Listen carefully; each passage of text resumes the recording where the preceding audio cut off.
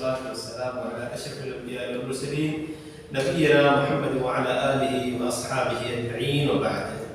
اللهم صل على محمد وعلى آل محمد كما صليت على إبراهيم وعلى آل إبراهيم إنك حميد مجيد. وبارك على محمد وعلى آل محمد كما باركت على إبراهيم وعلى آل إبراهيم إنك حميد مجيد. ربي زدني علما رب يسر ولا تعسر وتمم بالخير. اللہ تبارک و تعالی ہم کو اور آپ کو جو پڑھنے جا رہے ہیں اس کو مکمل طور سے سمجھنے کی توفیق عطا فرمائے اور اس کے بعد جو چیز ہم پڑھیں اس پر عمل کرنے کی بھی توفیق عطا فرمائے. اللہ تبارک و تعالی نے ہم کو آپ کو سب کو پیدا کیا، سب جانتے ہیں. کوئی دنیا کا کوئی انسان ایسا نہیں ہے، چاہے وہ مسلمان ہو یا کافر ہو یا کسی اور مذہب سے تعلق رکھتا ہو، چاہے وہ یہودی ہو نصرانی ہو کچھ بھی ہو، دنیا میں وہ پیدا ہوا ہے تو جانتا ہے کہ یہ ایک دنیا ہے، اس کو بنانے والا کوئی ہے، چاہے اس کا اقرار کرے نہ کرے، لیکن جو ہے وہ اس کو اس بات کا علم ہے کہ کوئی نہ کوئی ایسی ذات ہے جو اس دنیا کے نظام کو، سسٹم کو، کائنات کو چلا رہا ہے. اور بحیثیت مسلمان ہم لوگ اس پر یقین رکھتے ہیں کہ اس دنیا کو چلانے کے لیے اللہ تبارک و تعالیٰ نے انسانوں کو پیدا کیا، اس میں اندر ڈالا اور پھر ان لوگوں کو جن کو پیدا کیا ہے ان کے لیے بہت ساری تعلیمات دی، بہت ساری چیزیں بتایا.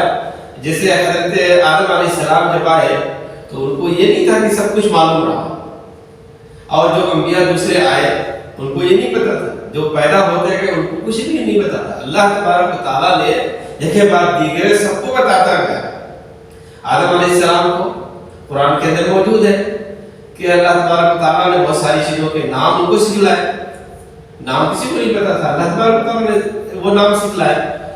ایسے ہی جو ان کے بعد آئے ان کو سکھلایا، ساری چیز سکھلا دیا، ان کے کام کی ساری چیز کہ آپ دنیا میں آئے ہیں تو آپ کو اس جیسے مان لیجیے یہ بوتل ہے، ہم کیسے جانتے ہیں کہ بوتل ہے؟ اللہ تبارک و تعالیٰ نے آدم علیہ السلام کو سکھایا تو ہم یہ جانتے ہیں کہ ہاں یہ بوتل ایسے بنا، یہ موبائل ہے، اس لیے کہ اس نام کو سکھایا کہ وہ چلتا ہوا چلا آیا ہے، یہاں تک وہ سسٹم راستہ یہاں تک آیا ہے تو ہم کو اور آپ کو پتا ہے کہ اس کا نام کیا ہے. دنیا کی گزارنے کے لیے جو چیز بتائی ساتھ ساتھ میں اپنی عبادت کا طریقہ بھی، اور یہی اللہ تبارک و تعالیٰ کا سب سے بڑا مقصد تھا اس دنیا کو آباد کرنے کا. اس دنیا کو آباد کرنے کا اللہ تبارک و تعالیٰ کا جو سب سے بڑا مقصد تھا وہ یہ تھا کہ اس دنیا میں انسان آئے، اپنے کام کے ساتھ ساتھ اپنی عیش و عشرت کے ساتھ ساتھ میری عبادت کرے اور کسی کو شریک نہ کرے. یہ اللہ تبارک و تعالیٰ کا اصل مقصد ہے. اور بلکہ اس نے قرآن میں کہا ہے وَمَا خَلَقْتُ الْجِنَّ وَالْإِنسَ إِلَّا لِيَعْبُدُونِ، میں نے انسانوں اور جنوں کو اس لیے پیدا کیا کہ وہ میری عبادت کرے. اب اس کی عبادت میں کوئی اس وقت جب آدم علیہ السلام کا زمانہ تھا، حوا علیہ السلام کا زمانہ تھا، ان کے بعد جو انبیاء تھے ان کا زمانہ تھا، کوئی تصور بھی نہیں کر سکتا تھا کہ اللہ تبارک و تعالیٰ کے علاوہ کسی اور کی بھی عبادت کی جا سکتی ہے، کوئی تصور بھی نہیں کر سکتا. لیکن پھر ایک دور ایسا آیا کہ لوگ جو ہے عبادت کی نیت سے نہیں، محبت کی نیت سے کچھ لوگوں کو، کچھ بعض روایتیں مختلف طریقے سے آتی ہیں، کچھ کہتے ہیں کہ وہ انبیاء و صالحین انبیاء ہوتے نیک لوگ تھے، کچھ اور کہتے ہیں، کچھ اور کہتے ہیں. بہرحال ان لوگوں سے محبت کی وجہ سے ان کا ہیکل یا ان کا جو ہے حوالہ بنا، ان کا یہ کیا کہا جائے، ان کی تصویر بنائی. ہاں پہلے تصویر بنائی نا، پہلے صرف تصویر بنائی، بعد میں اس کا بت بنایا، پھر پوجا ہونے لگی. یہ طریقہ رہا. وہاں سے جب جو لوگ غلطیاں کرنے لگے، لوگوں کو اسلام یا دین جو اللہ تبارک و تعالیٰ کا اس کو سمجھنے میں دشواری پیش آنے لگی، اور جو ہے اللہ تبارک و تعالیٰ کے ساتھ کسی اور کو شریک ٹھہرانے لگے، تو اس سے پہلے بھی اللہ تبارک و تعالیٰ نے یہ تعلیم دی تھی کہ مجھے میری عبادت کرو، کسی کے ساتھ میرے ساتھ کسی کو شریک مت ٹھہراؤ۔ وہاں کے بعد اس جو میں بتا رہا ہوں، وہاں کے بعد اس چیز میں شدت آ گئی۔ اللہ تبارک و تعالیٰ نے جتنے انبیاء کو بھیجا بالکل اوپر سے لے کر نیچے تک، آدم علیہ السلام سے کہہ لیجیے اور محمد صلی اللہ علیہ وسلم تک، سب کو ایک چیز کا ضرور حکم دیا، کس چیز کا؟ جس میں کسی کو اختلاف نہیں، سارے انبیاء کو اس چیز کا حکم دیا، وَاعْبُدُوا اللَّهَ وَلَا تُشْرِكُوا بِهِ شَيْئًا، ایک اللہ کی عبادت کرو، اس کے ساتھ کسی کو شریک نہ ٹھہراؤ۔ بہت سے لوگوں نے اس چیز کو تسلیم کیا، بہت سے لوگوں نے تسلیم کیا، اور بہت سے لوگ ایسے بھی آئے جو اس چیز کو تسلیم کرنے سے عاری رہے یا پرے رہے، اس چیز کو تسلیم ہی نہیں کیا۔ اور آپ سمجھ سکتے ہیں اس چیز کو، جن لوگوں نے تسلیم کیا وہ اسلام کی تعلیمات پر چلے، وہ انبیاء کی تعلیمات پر چلے، وہ اللہ تبارک و تعالیٰ کے احکام پر چلے، اور جن لوگوں نے اس چیز کو تسلیم نہیں کیا وہ شیطان کے راستے پر چلے، جو انبیاء اور رسول کی تعلیمات تھی اس سے انحراف کیا۔ اس کا نتیجہ یہ نکلا کہ ان کے شرک کرنے کی وجہ سے اللہ تبارک و تعالیٰ نے ان کے لیے دردناک عذاب کی بشارت دے دی، ان کے لیے خوشخبری کہہ دی، خوشخبری دے دی، ان اللہ لا یغفر ان یشرک بہ ویغفر ما دون ذلک لمن یشاء، کہ اللہ تبارک و تعالیٰ شرک کے علاوہ تمام گناہوں کو معاف کر سکتا ہے، لیکن شرک کو وہ معاف نہیں کرے گا۔ اور جو چیز قرآن اور حدیث میں ہے وہ چیز برحق ہے، لوگ صرف یہ نہیں ہے کہ ایک کان سے سنے کہ ہاں جیسا اللہ تعالیٰ نے رکھا ہے ہوگا، نہیں ہوگا، نہیں، برحق ہے، وہ ہوگا ویسے ہی ہوگا، اللہ تعالیٰ نے جیسا کہا ہے بالکل ویسے ہی ہونا ہے۔ اس کے بعد دنیا بڑھتی گئی، لوگ جو ہے اس میں غلط فہمیاں پیدا کرتے گئے، یہاں تک کہ ایک دور ایسا آیا کہ مسلمان الگ اللہ تبارک و تعالیٰ کی ساری تعلیمات کو تسلیم کرتے، اور کچھ لوگ جو غیر مسلم تھے ان چیزوں کو، بہت ساری چیزوں کو تسلیم نہیں کرتے تھے۔ ان میں کچھ چیزیں ایسی ہیں کافروں کے اندر، مسلمان تو سب تسلیم کرتے ہیں، اس میں کوئی شک ہی نہیں ہے، کافروں کے اندر کچھ چیز ایسی ہے کہ وہ اس چیز کو بھی تسلیم کرتے ہیں، اور اسی چیز کے بارے میں ہم کو آج بتانا ہے، پڑھانا ہے۔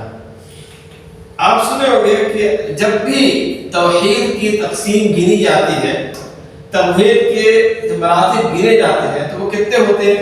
میں سوال انداز میں تھوڑا پڑھانا چاہتا ہوں تاکہ آپ لوگ بھی ایکٹیو رہیں تھوڑا۔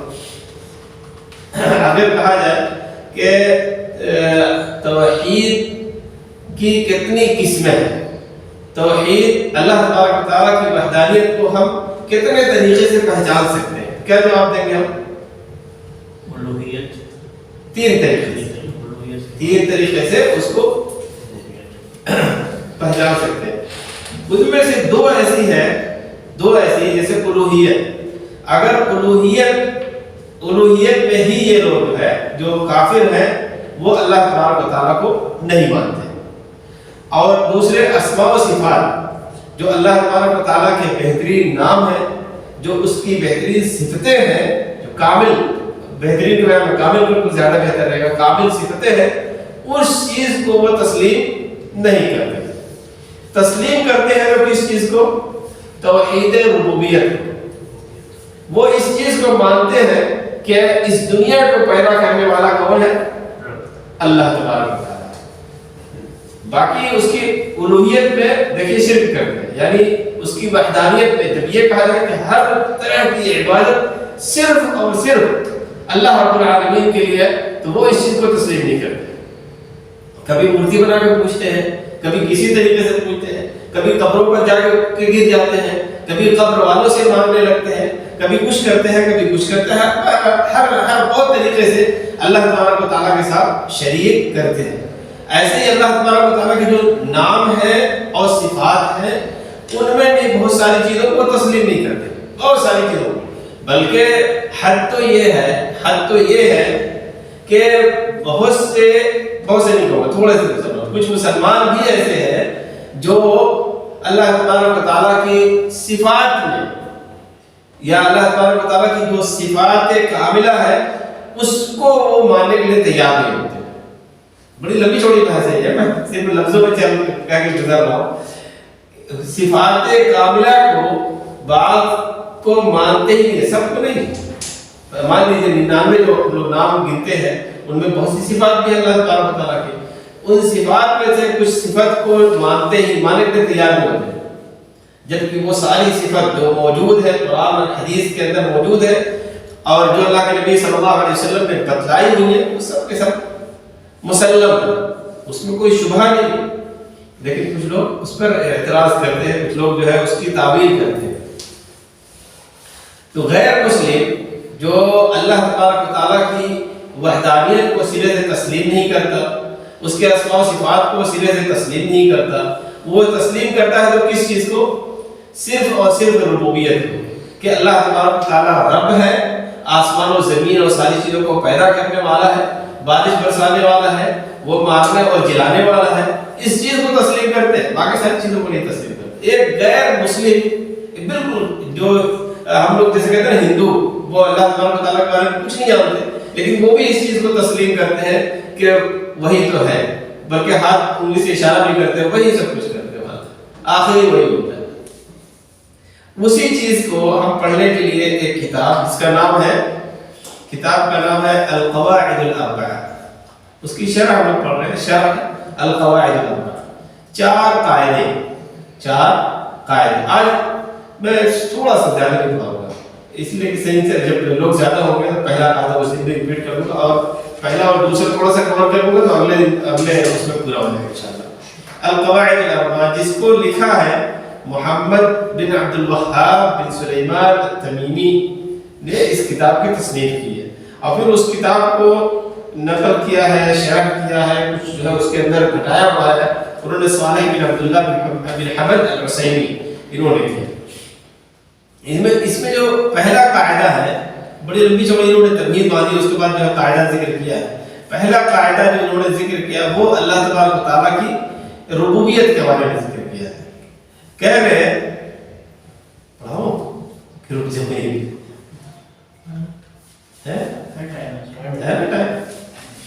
وہ جو صفات کاملہ جو آپ بتائے تھے نا، جس میں جو لوگ اس میں انکار کرتے ہیں کاملہ صفات، جس کے مثال کے طور پہ کیا کہیں گے، کچھ لوگ یہ سوچتے ہیں کہ مانتے نہیں، ایسا بتایا آپ نے ایک صفت جس مثال کے طور پہ اس کو چھوڑ دیجیے جہاں چیز. میں صرف اصل میں یہ بتانا مقصد تھا کہ کچھ لوگ اس چیز کو نہیں مانتے.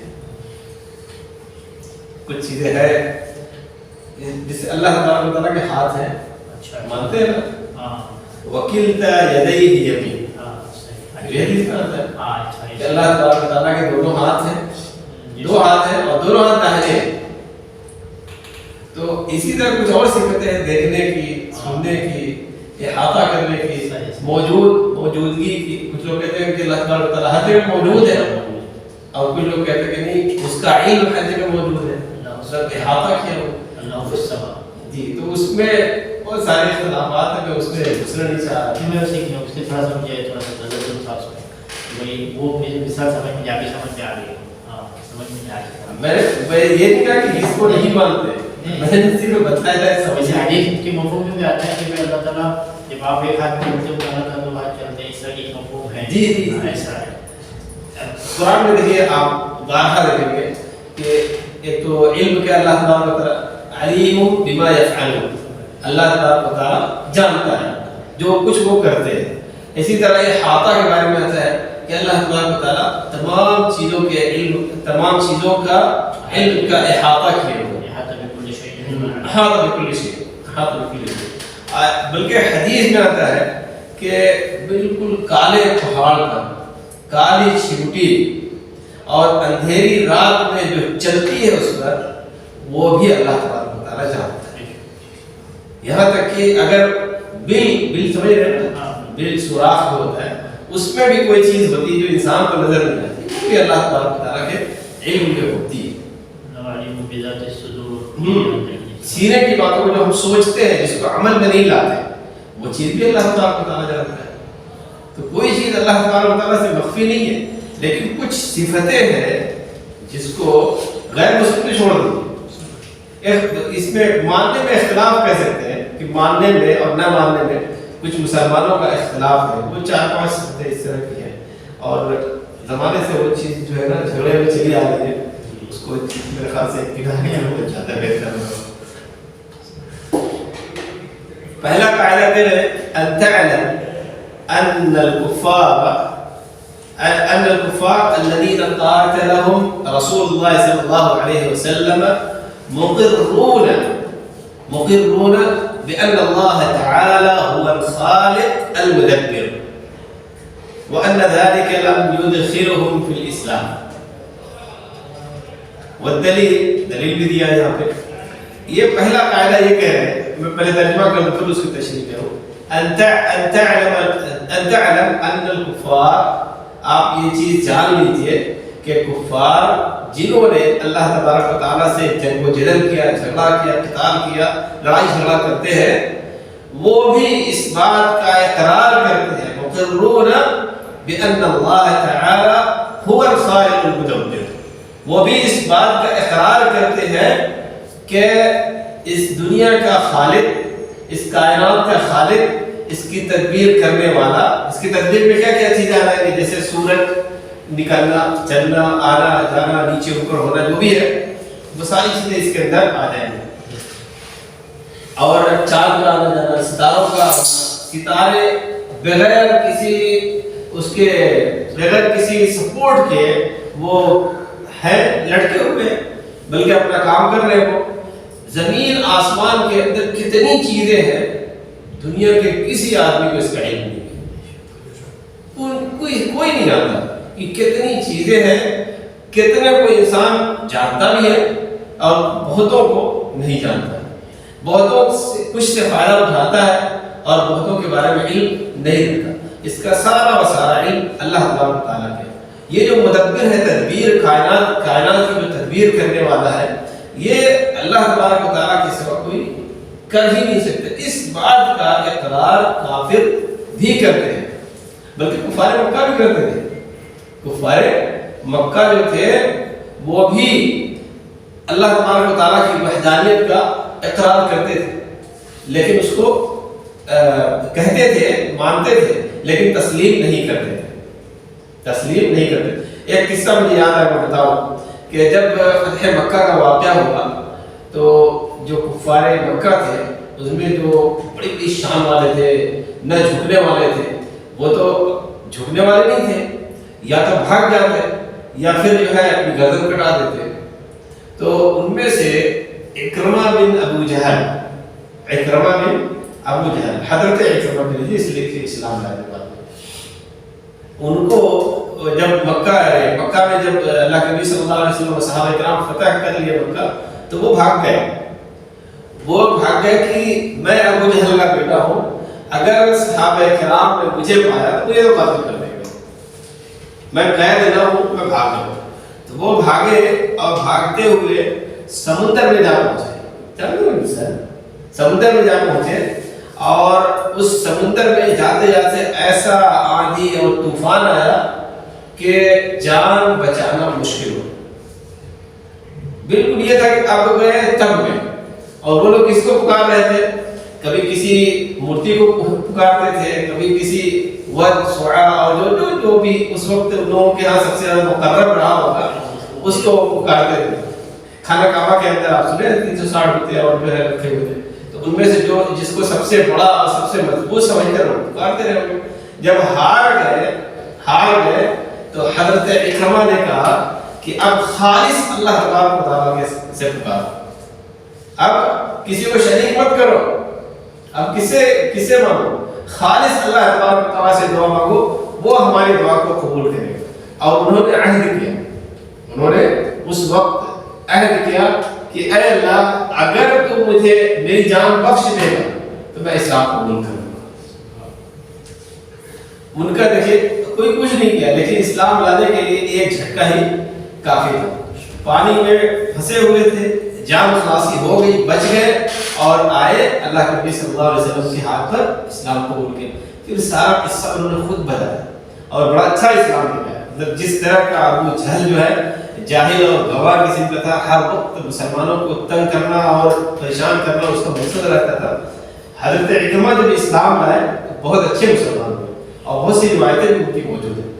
تو کہنے کا مطلب یہ تھا کہ اللہ تبارک و تعالیٰ کی وحدانیت کو تسلیم کرتے ہیں, مانتے ہیں کہ اللہ تبارک و تعالیٰ کے ہے, لیکن کب مانتے ہیں جب گاڑی پھنس جاتی ہے. ویسے جو ہے جب ماننا ہوتا تو نہیں مانتے, بس وہ اپنے آبا و اجداد کے ساتھ لگے رہتے ہیں. ابو طالب جو تھے وہ اللہ کے نبی صلی اللہ علیہ وسلم کے ساتھ بالکل کھمبے کی طرح کھڑے ہوئے تھے, کھمبے کی طرح کھڑے ہوئے تھے. لیکن جب موت نے آ گھیرا, اسلام کی تعلیمات, اسلام کی نشر و اشاعت اور مسلمانوں کا سپورٹ سب کچھ انہوں نے کیا. جانتے تھے تب نا, اللہ کے نبی صلی اللہ علیہ وسلم کو منع نہیں کیا کرتے, لیکن جب ان کا وقت قریب آیا تو انہوں نے کہا کہ میں اپنے آبا و اجداد کے دین پر قائم. اور کبھی انہوں نے اسلام کے خلاف ایک نقطہ نہیں کہا, کبھی بھی, اگرچہ وہ اسلام نہیں قبول کیے لیکن ایک نقطہ کبھی انہوں نے ایک نقطہ کبھی نہیں بولا مسلمانوں کے خلاف, بلکہ اللہ کے نبی صلی اللہ علیہ وسلم کو سپورٹ کرتے ہیں. حضرت علی رضی اللہ تعالیٰ عنہ بات دوسری طرف نکل رہی ہے. حضرت علی رضی اللہ تعالیٰ عنہ جب اسلام لائے تھے تو بچے تھے, چھوٹے تھے, چاہتے تو دباؤ ڈال کے کنارے کر سکتے تھے, اللہ کے نبی صلی اللہ علیہ وسلم سے الگ کر سکتے تھے, لیکن انہوں نے کچھ نہیں کیا. جب اللہ کے نبی صلی اللہ علیہ وسلم ہجرت کر رہے تھے تو بھی اس وقت وہ بچے تھے. جب اپنی اس بستر پر اللہ کے نبی صلی اللہ علیہ وسلم نے حضرت علی کو سلا دیا, ان کو نہیں پتا تھا ابو طالب کو پتا تھا, انہوں نے کبھی نہیں بولا. اسی لیے بعض روایات میں ملتا ہے کہ جہنم کے اندر جو سب سے ہلکا عذاب ہوگا وہ ابو طالب کو ہوگا. تو سپورٹ ایسے ملتی ہے. بہرحال اس اقرار کو کہ اللہ تبارک و تعالیٰ ہی اس دنیا کو ایجاد کرنے والا ہے, بنانے والا ہے, یہ غیر مسلم بھی مانتے ہیں. بارش برسانے والا کون ہے؟ اللہ تبارک و تعالیٰ. جب ان سے پوچھیں گے کہ بارش آسمان سے کون برساتا ہے, سورج کون نکالتا ہے, چاند کون نکالتا ہے, رات اور دن کرنے والا کون ہے, اور جو کواکب ہے, نجوم اور سیارات, کیا بولتے ہیں اس کو, تارے ہیں, تارے اس کو وہ ادھر سے ادھر یا اپنی جگہ پہ جہاں پہ بھی ہے وہ کون کر سکتا ہے. جبکہ بعض تاروں کے بارے میں آتا ہے وہ دنیا کی جو زمین ہے اس سے بھی بڑے بڑے ہیں, لیکن ہم کو دکھتے کتنے بڑے ہیں. ان ساری چیزوں کا اقرار جو ہے وہ خود کرتے ہیں, مانتے ہیں اس چیز کو. قرآن اس چیز کی دلیل دے رہا ہے کہ قُلْ مَن يَرْزُقُكُم مِّنَ السَّمَاءِ وَالْأَرْضِ, آسمان سے تم کو رزق کون دیتا ہے, روزی کون دیتا ہے, بارش کون برساتا ہے جس کی وجہ سے تم کھاتے پیتے ہو. تو آخر یخرج الحی من المیت ومخرج المیت من الحی, کہ زمین سے جو چیز نکلتی ہے, جو چیز اگتی ہے, اس کو کون جو پیدا کرنے والا, کس کے حکم سے؟ اللہ تبارک و تعالیٰ بارش برساتا ہے, ساری چیزیں ہوتی ہیں. آخر میں جب ان سے پوچھتے ہیں تو وہ کہتے ہیں فسیقولون اللہ, یہ سارا کام کون کرنے والا ہے؟ اللہ تبارک و تعالیٰ کرنے والا ہے. فقل افلا تتقون, فقل افلا تتقون, کیا تم لوگ ڈرو گے نہیں اللہ تبارک و تعالیٰ سے؟ مسلمان تو ڈر جاتا ہے, لیکن غیر مسلم اس چیز کو تسلیم کرنے سے اس چیز کو تسلیم کرنے سے جو نا وہ دور ہی رہتا ہے.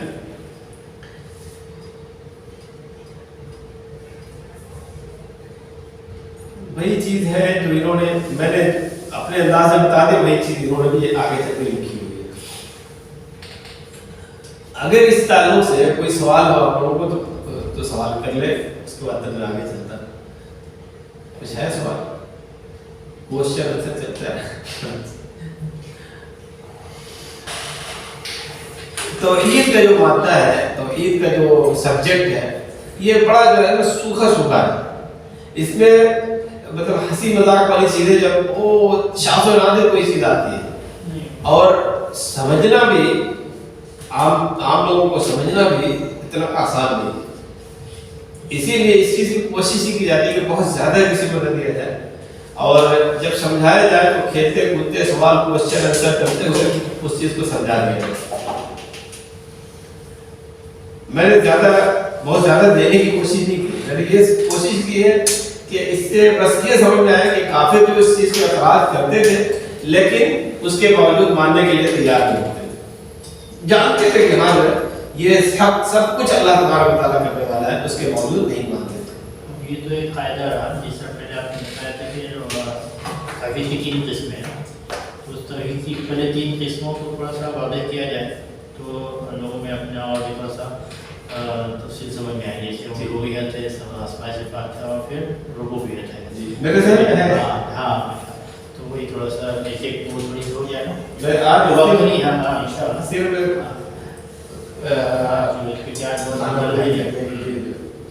इसको मैं फिर रिपीट करूँगा। और जो किस्में हैं तीनों, उसको पूरा थोड़ा डिटेल से, तो उसमें और भी बहुत सारी चीज़ें हैं, जैसे आसमान, ज़मीन, सूरज, चाँद। अगर जब एक ही लाइन में हो, लेकिन मैं उस चीज़ की वजाहत करना चाहूँगा। مثلا जैसे मान लीजिए सूरज है, हम लोग जानते हैं सूरज कहाँ से निकलता है, जानते हैं ना सूरज कहाँ से निकलता है? मशरिक़ से निकलता है। तो क्या सूरज बिल्कुल एक ही जगह से निकलता है रोजाना, या जो अपनी जगह चेंज करता है? एक ही जगह से चेंज नहीं, वो स्पेस छोड़ता है, आगे भी छोड़ता है, एक ही पॉइंट से नहीं करता है। नहीं, सही बात है। कुरान के जो उसमें सूरे यासीन में हम जाएंगे, वकुल्लुन फी फलकिन यस्बहून, उससे पहले वाली आयत या उसके बाद वाली आयत एक और है, वशम्सु तजरी लिमुस्तक़र्रिन लहा ज़ालिका तक़दीरुल अज़ीज़िल अलीम। ये वशम्सु तजरी लिमुस्तक़र्रिन लहा, तो जो सूरज है वो अपने रोजाना जो अपनी जगह से निकलता है, मैं बता रहा हूँ उसको। बहुत सारी चीज़ें ऐसी हैं जो हम लोग देखते हैं, समझते हैं, लेकिन बहुत सारी जानकारी उसके बारे में नहीं रखते। सूरज चाँद के बारे में खास, सूरज चाँद के बारे में बहुत सारी चीज़ें हमको नहीं मालूम, उसके डिटेल में जाएंगे तो मिलेगा। कुरान की जो सूरह यासीन है, उसके अंदर अल्लाह सुब्हानहू व तआला ने फरमाया है कि कुल्लुन फी फलकिन यस्बहून। एक तो ये आयत है, ये जो सूरज है, चाँद है, और दूसरे जो ये है सितारे हैं, वो सब के सब तैर रहे हैं। अल्लाह सुब्हानहू व तआला ने जो जुमला इस्तेमाल किया वो ये है कि वो तैर रहे हैं। इसका मतलब ये है कि न नीचे सपोर्ट है न ऊपर से कोई सपोर्ट है, मुअल्लक़ है, कहा जा सकता है, बिल्कुल मुअल्लक़ है। इतना बड़ा आसमान, इतना बड़ा आसमान कहाँ से शुरू होता है? मेरे ख्याल से आखिरी मुल्क फिजी या कौन सा है इधर पूरब साइड, और अगर पश्चिम में चले जाए तो अमेरिका ले लीजिए। अब अगर जमीन ऐसे करके हो या जो है ऐसे हो, जो भी नीचे ऊंची जो भी हो, लेकिन ऐसे भी तो है, लंबाई उसकी चौड़ाई भी तो है, और 1, 2 हज़ार 3 हज़ार किलोमीटर नहीं, कई हज़ार किलोमीटर है, कुछ समझ में नहीं आता। कहीं भी पूरी दुनिया के अंदर कहीं भी एक खंभा बता दीजिए कि आसमान में लगा, उसको सपोर्ट देने के लिए। हम लोग एक घर बनाते हैं तो बगैर सपोर्ट के नहीं बना सकते। थोड़ा सा रूम बड़ा करना हो तो हमको बीच में लिंटर मारना पड़ता है या बीम देनी पड़ती है, तब जाके हमारा घर बनता है। तो कोई तो है ना जो इस कायनात को बनाया है, कोई तो है जो इसको चला रहा है। सात आसमान हम सुनते हैं, जमीन के बारे में सुनते हैं, पहाड़ के बारे में सुनते हैं, बहुत सारी चीजें जो तहकीक में आती हैं। मैं 2 चीज के बारे में बताना चाह रहा था, लेकिन आज लोग नहीं, इसलिए जी तो चांद सूरज के बारे में सूरज जो क्या है ना, जैसे समुद्र में बड़े-बड़े जहाजों भी अल्लाह जल्ल से जब चला रहा है, मुसख्खर करके लोगों के सबसे बड़े जहाजों को इतने बड़े समुद्र में चला रहा है। जी, वरना उसमें डूबने की स्थिति डूब सकता है, हवा नहीं झेल पा रहा, लेकिन अल्लाह ताला ने लोगों के लिए उसको मुसख्खर कर दिया है, चल रहा है। सूरज जो है रोजाना अपने एक अलग अलग जगह से निकलता है, और निकलता है तो उसके बाद वो अपनी रफ्तार पकड़ता है, जाता है, जहाँ तक जाना होता है वो वहाँ तक चला जाता है। फिर उसके बाद वो डूबता है। अगले दिन के लिए जब उसको फिर दोबारा निकलना होता है तो आता है वो अल्लाह तबारक व तआला के कुर्सी के नीचे। कुर्सी का लफ्ज़ है कि नहीं मुझे अच्छा अर्श के नीचे, तो अल्लाह तबारक व तआला से कुर्सी का लफ्ज़ मुझे याद नहीं आ रहा, लेकिन अल्लाह तबारक व तआला के हुजूर वो हाजिर होता है। इस तरह में तो जुमला जो है ओ कमा क़ाल नबी सल्लल्लाहु अलैहि वसल्लम, वो आता है, इजाजत लेता है और उसको रोज खाना इजाजत दी जाती है। देखिए मामूली चीज है, कुछ नहीं है उसके अंदर, देखने को भी नहीं लगता ना, कुछ भी नहीं लगता कि न जो है उसके अंदर हाथ है, पाँव है, बोलने के लिए कुछ है, न जो सोचने के लिए कुछ है। वो तो दुनिया को तपिश में तपशा रख दिया है ना, वो तो दुनिया को एकदम गरमा के हिट करके रखा हुआ है। आता है अल्लाह तबारक व तआला के हुजूर, सजदा रेज़ होता है, सजदा करता है बाकायदा अल्लाह तबारक व तआला, और उसके बाद वो इजाजत मांगता है, उसको इजाजत मिलती है तो उसके बाद वो निकलता है। इजाजत मिलती है तो निकलता है। क़यामत के दिन जिस दिन कायम होना होगा, अल्लाह तबारक व तआला उसको इजाजत नहीं देगा, तो वो जो क्या करेगा, पलट जाएगा। तो उस दिन क़यामत खत्म होगी। इसीलिए कहते हैं वो मगरिब से निकलेगा सूरज, उस दिन उसको इजाजत नहीं मिलेगी। ऐसी चाँद है, चाँद हम देखते हैं कि कभी फुल हो जाता है, कभी जो छोटा हो जाता है, कभी बड़ा हो जाता है, छोटा बड़ा होता रहता है। तो इसके पीछे क्या मकसद है? आज तो कैलेंडर है, पहले जो अल्लाह ताला ने इसको जो असल बनाया है चाँद को, वो दिनों को जानने के लिए, दिनों को और महीनों को जानने के लिए, अशहुर हज को जानने के लिए। कुरान में क्या है, यसअलूनका अनिल अहिल्ला, हिलाल के बारे में पूछते हैं। जब निकलता है सूरज, चाँद जब निकलता है तो उसको हिलाल बोलते हैं, और फिर उसके बाद जो है उसका और मरहला आता है, फिर और मरहला आता है। जब 14वीं का चाँद होता है तो उसको बदर बोलते हैं, जानते हो ये सारी चीज़ें। तो जैसे जैसे वो बढ़ता है हमको पता लगता है कि इस महीने के इतने दिन हो गए। जब वो 14 दिन पहुंच जाता है तो हमको ये क्लियर हो जाता है, कहीं लिखने पढ़ने की जरूरत नहीं है, चाँद देख के तो सारी चीजें कर सकते हैं। उसके बाद 14 दिन के बाद वो घटना चालू हो जाता है, फिर वो घटते घटते बिल्कुल खत्म हो जाता है, फिर निकलता है तो हमको पता लगता है कि ये अगला महीना आ गया, है ना।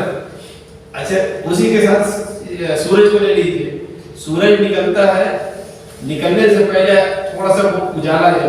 जब कोई भी चीज जैसे लाइट नहीं है, यहाँ पे लाइट नहीं है, लेकिन अगर बाहर पहले कोई लाइट ऑन की है कमरे के अलावा, तो कमरे में उसका उजाला आएगा।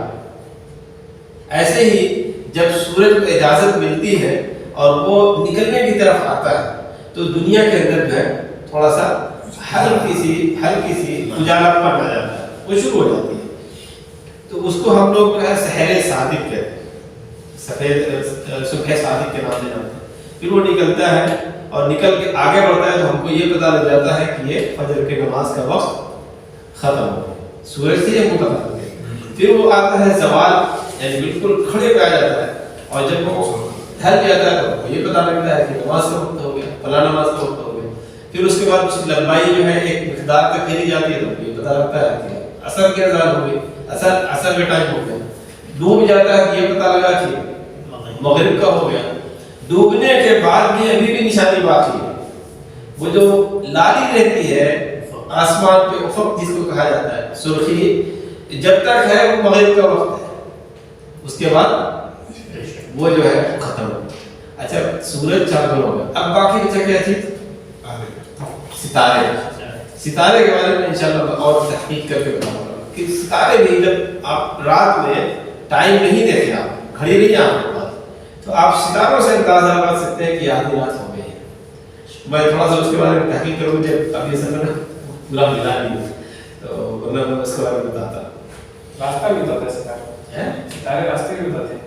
सितारों से दुनिया के अंदर उजाला होता है, उजाला होता है, लेकिन आप सितारों को देख के सही से अंदाजा नहीं लगा सकते ना कि लगभग कितना बजा होगा, आधी रात हो गई नहीं हुई। कुरान के अंदर जो तहज्जुद पढ़ने का वक्त बताया गया वो आधी रात है। जब घड़ियां नहीं थी तो लोग कैसे अंदाजा लगाते रहे, है ना। चीजें हैं, कुछ सितारे हैं वो अपनी जगह या अपनी सिमत तब्दील करते हैं। अगर मुझे सही मिला तो बताऊंगा, अगर गलत मिला यानी लोगों ने इधर उधर फेंके